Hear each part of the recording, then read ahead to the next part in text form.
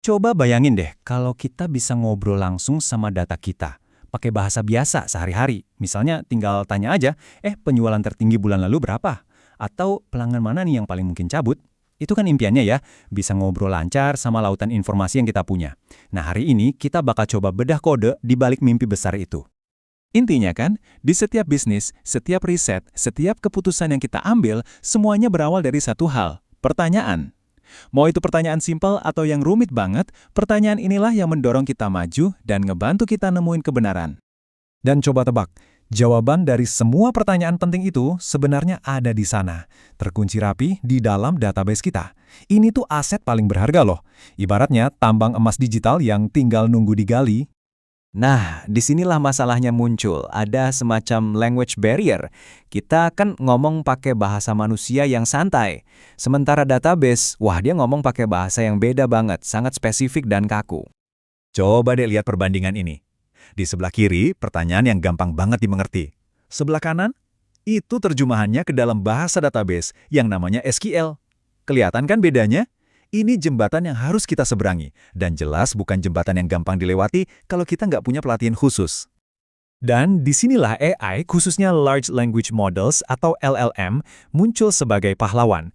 Mereka ini kan jago banget soal bahasa, kayak penerjemah super canggih. Kelihatannya ini solusi yang sempurna kan?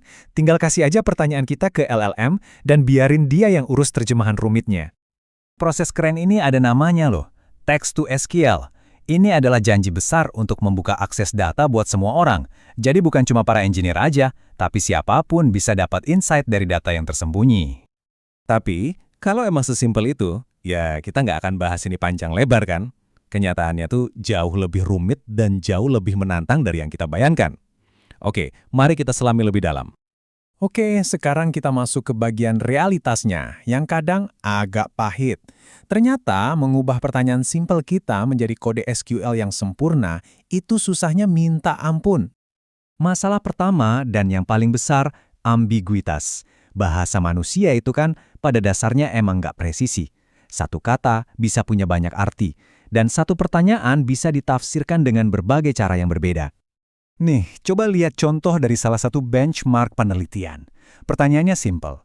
Tunjukkan nama stadion dan jumlah konser di setiap stadion. Tapi, pertanyaan sesimpel ini aja bisa menghasilkan dua query SQL yang beda banget. Dan keduanya sama-sama benar secara teknis. Tergantung gimana kita mengartikan kata konser. Ini bukti nyata betapa licinnya bahasa kita sehari-hari. Masalah kedua, skala. Contoh-contoh tadi kan kelihatannya simpel ya, tapi di dunia nyata, beda cerita. Menurut benchmark industri bernama Spider 2.0, database perusahaan rata-rata itu punya 812 kolom. 812? Bayangin susahnya nyari jarum di tumpukan jerami sebesar itu. Dan masalah terakhir, ini yang paling bikin pusing. Gimana cara kita menilai AI-nya benar atau salah? Kalau kita nuntut kode SQL-nya harus sama persis dengan kunci jawaban, itu terlalu kaku. Kan banyak cara buat nulis query yang benar, tapi kalau kita cuma cek hasilnya sama atau enggak, AI-nya bisa aja kebetulan benar padahal logikanya salah. Jadi intinya, cara kita ngukur kesuksesan itu sendiri bermasalah. Oke, jadi dengan semua masalah tadi, apa para peneliti nyerah?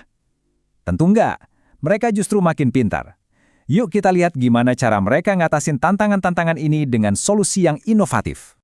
Pertama-tama, para peneliti ngasih kita semacam reality check. Mereka bikin benchmark baru yang jauh lebih susah, lebih mirip dunia nyata, namanya Spider 2.0. Dan ini benar-benar ngebuka mata kita. Model terbaik yang tadinya dapat skor akurasi 86% di benchmark lama, langsung anjlok ke bawah 6% di versi yang lebih susah ini.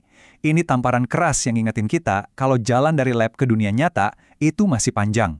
Nah, buat ngatasin masalah evaluasi yang serba salah tadi, muncul ide baru yang berlian, evaluasi hibrida. Gampangnya, ini adalah cara untuk mengambil sisi terbaik dari dua metode evaluasi yang ada sambil membuang kelemahannya. Caranya gini, pertama, kita jalanin query dari AI sama query kunci jawaban, terus lihat hasilnya cocok gak? Ini ngecek akurasi hasil. Tapi ada langkah kedua yang krusial, kita minta LLM lain buat jadi juri, buat ngecek apakah logika query si AI ini beneran nyambung sama maksud pertanyaan kita. Sebuah query baru dianggap benar kalau lulus kedua tes ini. Jadi, bukan cuma jawabannya yang benar, tapi cara nemuin jawabannya juga harus benar. Terus, para peneliti juga nemuin satu hal yang super penting. Konteks itu segalanya. Coba deh lihat di sini, betapa sedikit informasi tambahan bisa bikin perbedaan besar. Daripada cuma ngasih AI nama-nama kolom, kalau kita kasih perintah create table yang lengkap, plus beberapa contoh baris datanya, akurasinya langsung naik drastis.